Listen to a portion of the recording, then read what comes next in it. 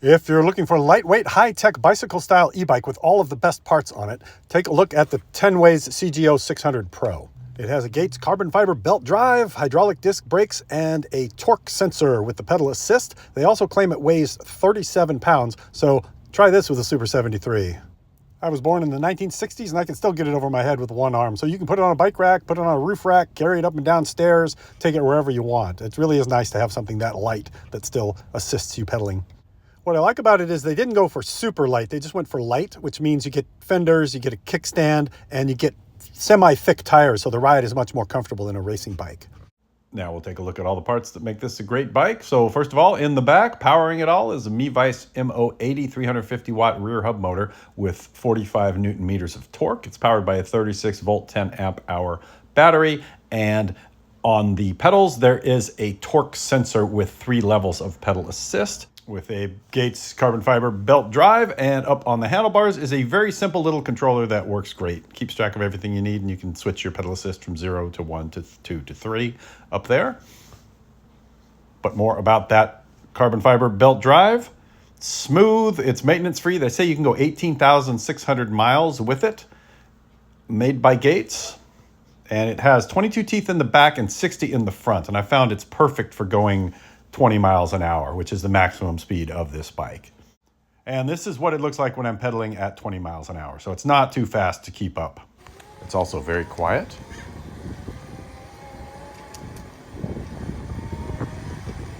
And if you haven't heard of belt drives on bikes and you're wondering if it's some kind of new sketchy gimmick, Harley Davidson has been putting belts on their motorcycles for about 50 years. There's one right here. This is my old Buell Cyclone with a Gates belt on it. So the technology is solid, it's quiet, it's low maintenance, and it really works. And the battery is 36 volts, 10 amp hours, and it's in the frame right there, and you can remove it with a key. You can charge it in or out of the frame, and it has LG cells in it. There is a push-button power indicator on it, and it removes with a key like this. Just comes right out like that. And then when you put it back in, you don't need the key to put it back in. You just snap it into place and you're ready to go. And it weighs 4 pounds, 12.5 ounces. The charger for the Tenways CGO 600 Pro e-bike is UL listed, and it takes 4.5 hours to charge your bike. It has mounting bolts on the frame for a luggage rack, and they do sell a nice luggage rack as well. It also comes with metal fenders, front and rear, and CST Expedium Pro tires. They say that these are puncture proof. I don't know if anything's puncture proof, but they definitely have a thick layer of rubber or Kevlar or something in them to keep you from having flats. It has wide, flat handlebars with a bike bell on it, and there is also an adjustable stem, which I've got in a pretty tall position here, but you can see you can move it up or down depending on how leaned over or how upright you want to ride. It gives you a lot of adjustability. And then that stem also holds a standard bike handlebar, so you could also swap it out for some cruiser comfort grips. It's got Tektro hydraulic brakes on it with 160 millimeter rotors. I've used Tektros before. These work great, and I have no complaints. It also comes with a very sturdy kickstand. Now keep in mind the 37-pound weight is without all of these accessories on the bike. So if we put it on the scale, with the fenders, the big heavy kickstand, and the rear light, we get 41.52 pounds. So you could probably get it definitely under 40 pounds if you took all that stuff off. I just like to have fenders and all that on the bike, and it's still quite light with all that on it. There is a headlight integrated into the frame on the front that you can turn on and off with the up button on the controller. And in the back, there is no tail light built into it. So they give you a battery-powered one and also a rear reflector if you want to put one of those on. And here's what the headlight looks like at night. It's rated at 35 lux, and you can see it lights up right in front of the bike. It's not adjustable because it's built into the frame, so it aims where it aims, and that's what it does. This is what it looks like riding in the dark with it. Now let's look at the frame. It's 6061 aluminum alloy, and this one is 54 centimeter size, which is the middle size. So there's a small, a large, and an extra large frame. So if you're a bike person and you really want a bike that fits well, there are 3 frame sizes, also a lot of cool colors that you can choose from. So you can get an e-bike that fits well versus a lot of other brands where there's only one size and you have no choice. They also have a bunch of cool colors as well, which you can see on their website.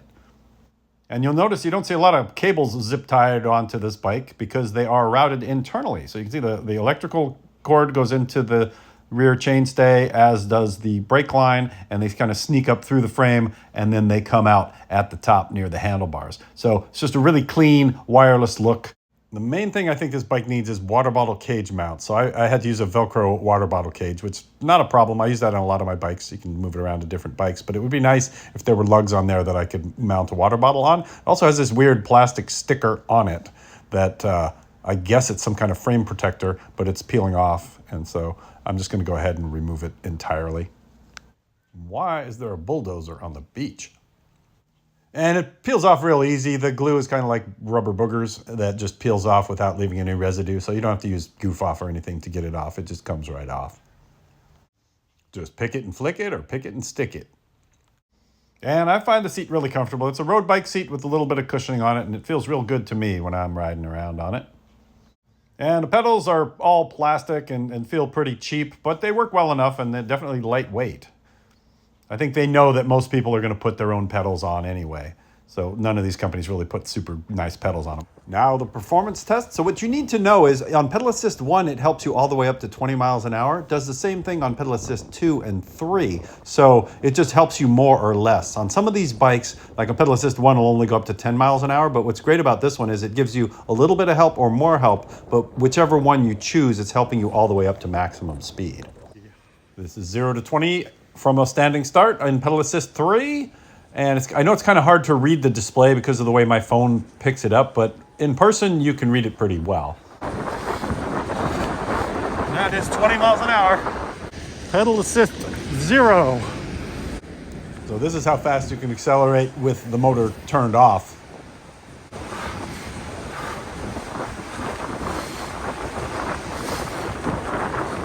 All right, that's 20 miles an hour on legs. This is Pedal Assist 1. So you can see at Pedal Assist 1, I'm close to 20 miles an hour, just zipping along, and it's really not too difficult, and my legs aren't going too fast to keep up with the bike. But can it climb a hill? We're here at the end of the American continent on a super steep hill where I test a lot of bikes. Some of them have trouble making it up this hill. This is kind of subjective because it is powered partly by my legs. So I'm going to pedal up it from a standing stop. My shadow gives you a good idea of what I'm doing. So I'm starting out standing up, just giving it kind of even pressure, not putting too much muscle into it. Now I'm sitting down, and wish you could read the speedometer. I wish my phone was in phase with it, but it isn't. But let's hear what I have to say. I'm putting some effort into it, but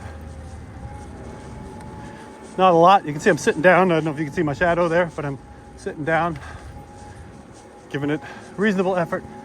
Pedal Assist 3, and the battery is under 40% at this point, and it's still pulling me up the hill. See, all the way to the top. And the battery level hit 0 at 37.2 miles. This was during my test with all of this hill climbing. And I should mention, I live in a very hilly area, so I went to the beach 3 times, which is 1,657 feet of climbing each time. So about 4,500 feet of climbing were in that 37 miles. The Tenways CGO 600 Pro e-bike shows up at your house in this beautiful box. There's a box at the top of the box with the accessories in it, and you just need to lift up that top box, move it out, and then you can lift the bike out. I think I also took the battery out before I did this. The battery's in a separate box. On the side you take out, and then you lift up the bike, kick the box out of the way, put it down on the ground. Again, I love how light this bike is. And then you just need to put the front wheel on, put on the seat, and put on the handlebar. And it comes with the best set of tools I've seen that are stock with an e-bike. So very impressed with the tool set. And it even comes with a little baby tire pump that you can use. And the manual is one of the best manuals I've ever seen. It's really, really well written, and everything's documented. Everything you need to know about the controller. You don't need to go watch a YouTube video. You can just open up the book, and it tells you everything about how to assemble the bike and how to work the controller and how to maintain it. And the recommended price of this bike is $16.99, but things tend to change, so click the link in the description to see what it's selling for now. In summary, this is a bike that you could ride like a normal bike with no help, a little help, or a lot of help to get where you want to go. So for example, if you want to use it to exercise, you put it on 0. If you want to get somewhere and not be sweaty, you put it on 3. You can cruise at 20 miles an hour pretty effortlessly as long as you keep the pedals turning around. So very versatile bike for people who like bikes. I think bike people are going to love this, especially the maintenance-free belt drive, and then the level of assistance it gives you and the cadence when you're turning the pedals is perfect for going 20 miles an hour. So if you want to cruise around, feel like you're riding a bike, but also have a little help, or sometimes just beach cruise on it in zero mode, this thing is perfect.